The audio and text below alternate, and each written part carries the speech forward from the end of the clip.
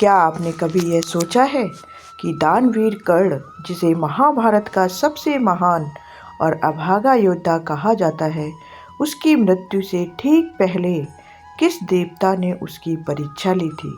क्या वास्तव में हनुमान जी, जो स्वयं अर्जुन के रथ की ध्वजा के रूप में विराजमान थे, कर्ण से मिलने के लिए युद्ध भूमि में आए थे?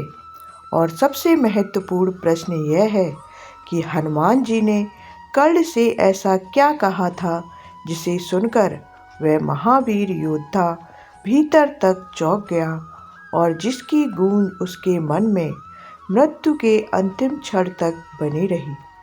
आज की यह कथा केवल एक युद्ध की कथा नहीं है।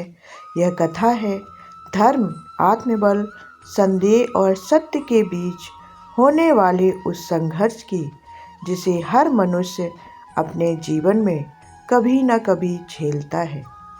इसलिए इस कथा को अंत तक सुनना आवश्यक है, क्योंकि अंत में यह कहानी आपसे भी एक प्रश्न पूछेगी। महाभारत का युद्ध अपने सबसे भयावह और निर्णायक चरण में प्रवेश कर चुका था। कुरुक्षेत्र की भूमि वीरों के रक्त से लाल हो चुकी थी। चारों ओर टूटे हुए रथ, गिरे हुए शस्त्र और युद्ध में मारे गए योद्धाओं के शरीर बिखरे पड़े थे। प्रतिदिन हजारों सैनिक मृत्यु को प्राप्त हो रहे थे।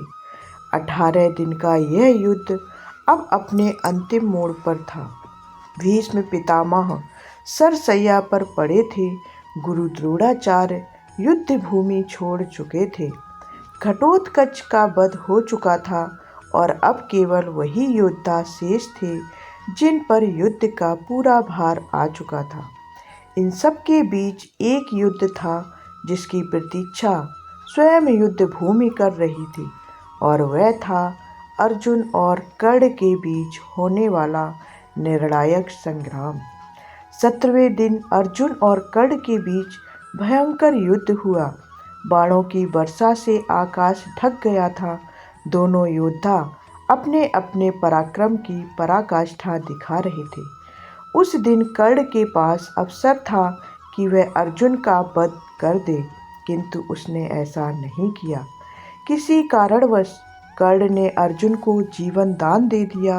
यह दृश्य अर्जुन के रथ पर विराजमान महाबली हनुमान देख रहे थे। हनुमान जी कर्ण के पराक्रम से अत्यंत प्रभावित हुए। उन्होंने देखा कि कर्ण केवल एक महान योद्धा ही नहीं, बल्कि भीतर से करुणा और दान से भरा हुआ व्यक्ति भी है। युद्ध समाप्त होने के बाद हनुमान जी भगवान श्री कृष्ण के पास गए और हाथ जोड़कर बोले कि प्रभु, आज मैंने युद्ध भूमि में कर्ण का अद्भुत पराक्रम देखा है। वह आज किसी के रोके नहीं रुक रहा था। मैंने उसका बाहरी बल तो देख लिया, पर अब मैं उसके मनोबल की परीक्षा लेना चाहता हूँ। श्री कृष्ण मंद मुस्कान के साथ सब कुछ समझ रहे थे। उन्होंने हनुमान जी को कर्ण की परीक्षा लेने की अनुमति दे दी। रात्रि का समय था। युद्ध भूमि पर एक अजीब सी शांति छाई हुई थी। आकाश में चंद्रमा भी मानो मौन होकर अगले दिन होने वाले महायुद्ध की प्रतीक्षा कर रहा था। उस रात कर्ण अपने रथ के पास खड़ा अपने अस्त्र शस्त्रों को देख रहा था। उसकी आंखों में आत्मविश्वास था, पर भीतर कहीं न कहीं एक हल्का सा संदेह भी था। उसने युद्ध में बहुत कुछ खो दिया था, भाई, मित्र, सम्मान और शांति। अब उसके लिए केवल विजय या मृत्यु ही शेष थी। उसी समय एक वृद्ध वानर वहां प्रकट हुआ। उसका शरीर धूल से सना हुआ था। हाथ में एक साधारण लकड़ी की लाठी थी और आंखों में असाधारण तेज था। वह कर्ण के पास आई और बोला कि वीर योद्धा, क्या तुम ही कर्ण हो? कर्ण ने विनम्रता से सिर झुकाया और कहा कि हाँ वृद्ध, मैं ही कर्ण हूँ। बताइए, मैं आपकी क्या सेवा कर सकता हूँ? वृद्ध वानर मुस्कुराया और बोला कि यह सेवा की नहीं, परीक्षा की घड़ी है। कल तुम अर्जुन से अपना निर्णायक युद्ध करने वाले हो, पर मैं यह देखना चाहता हूँ कि तुम वास्तव में सच्चे वीर हो या नहीं। यह सुनकर कर्ण चौंक गया। उसने पूछा कि इस समय कैसी परीक्षा? वानर ने उत्तर दिया कि वीर वही होता है जो हर क्षण परीक्षा के लिए तैयार रहता है। उसने अपना परिचय मारुति के रूप में दिया और कहा कि उसकी वृद्ध काया थक गई है, वह रथ के चक्के पर बैठकर थोड़ी देर विश्राम करना चाहता है। कर्ण को यह बात अत्यंत सरल लगी। उसने आदरपूर्वक रथ का चक्का भूमि पर झुकाया और वृद्ध वानर को उस पर बैठा दिया। जब वानर बैठ गया तो कर्ण ने रथ को पुनः उठाने का प्रयास किया, किंतु रथ टस से मस नहीं हुआ। कर्ण ने और बल लगाया, फिर भी रथ नहीं हिला। उसने अपनी पूरी शक्ति लगा दी। उसके शरीर से पसीना बहने लगा, लेकिन रथ और भी भारी प्रतीत होने लगा। महावीर कर्ण थक चुका था। तभी उसने देखा कि वृद्ध वानर मंद मुस्कान के साथ उनकी ओर देख रहा है। अगले ही क्षण उस वृद्ध का स्वरूप बदलने लगा। उसकी काया विशाल हो गई। उसकी मुट्ठियाँ वज्र के समान कठोर हो गई। उसकी पूंछ आकाश को छूने लगी और उसकी आंखों से दिव्य तेज निकलने लगा। कर्ण विस्मित रह गया।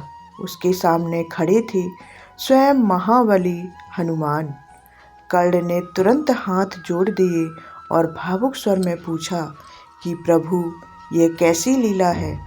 हनुमान जी गंभीर स्वर में बोले कि कर्ण, मैं तेरा बल नहीं, तेरा मनोबल देखने आया था। यह युद्ध केवल अस्त्रों से नहीं जीता जाता, यह आत्मबल से जीता जाता है। आज तू इसलिए हार गया क्योंकि तेरे भीतर संदेह है अपने भाग्य पर, अपने धर्म पर और अपने निर्णयों पर। कर्ण ने सिर झुकाकर कहा कि उसने तो सदा धर्म के लिए ही युद्ध किया, फिर उसकी निष्ठा पर प्रश्न क्यों? हनुमान जी का स्वर और भी गंभीर हो गया। उन्होंने कहा कि जब कोई वीर अधर्म के साथ खड़ा होता है, तब उसका बल भी उससे विमुख हो जाता है। तू वीर है, इसमें कोई संदेह नहीं, पर अधर्म के साथ खड़े होकर तू अपने ही तेज को कम कर रहा है। हनुमान जी ने आगे कहा कि वह अर्जुन के रथ पर ध्वज के रूप में विराजमान है, पर आज वे स्वयं कर्ण के सामने इसलिए आए हैं क्योंकि उन्होंने युद्ध भूमि में उसका अद्भुत पराक्रम देखा है। उन्होंने कर्ण से कहा कि यदि वह अपने भीतर के संदेह को त्याग दे तो वह वास्तव में महान बन सकता है। यह सुनकर कर्ण की आंखों से आंसू बहने लगे। उसने करुण स्वर में पूछा कि क्या कोई उपाय है जिससे वह कल के युद्ध में धर्मपूर्वक युद्ध कर सके। तब हनुमान जी ने वह वाक्य कहा जो कर्ण के जीवन का सबसे बड़ा सत्य बन गया। उन्होंने कहा कि वीर वही है जो धर्म से कभी ना डिगे, चाहे मृत्यु सामने क्यों ना खड़ी हो। युद्ध तुझे चुन चुका है, अब तुझे यह सिद्ध करना है कि वीरता, दान और धर्म एक ही योद्धा में साथ हो सकते हैं। इतना कहकर हनुमान जी अदृश्य हो गए, पर कर्ण के भीतर कुछ बदल चुका था। उसके मन में संदेह हट चुका था। उसके चेहरे पर एक अद्भुत शांति थी। अगली सुबह जब अर्जुन और कर्ण आमने सामने आए तो कर्ण के मन में कोई घृणा नहीं थी। वह जानता था कि परिणाम जो भी हो, अब वह सत्य और धर्म के साथ खड़ा है।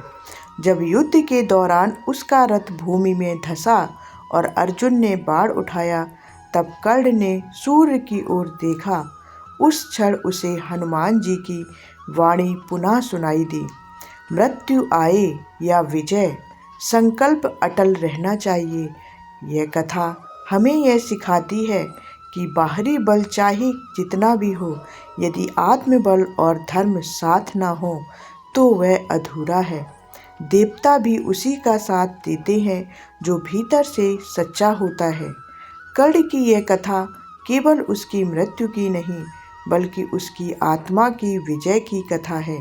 यही कारण है कि आज भी कर्ण को महाभारत का सबसे महान और सबसे दुखद नायक कहा जाता है।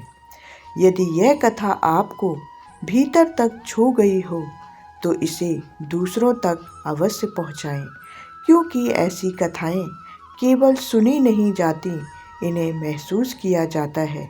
तो चैनल को सब्सक्राइब कर लें अगली कथा के रहस्य को जानने के लिए। वीडियो को लाइक करें और कमेंट करके हमें ज़रूर बताएं कि यह कथा आपको कैसी लगी। धन्यवाद। जय श्री कृष्ण।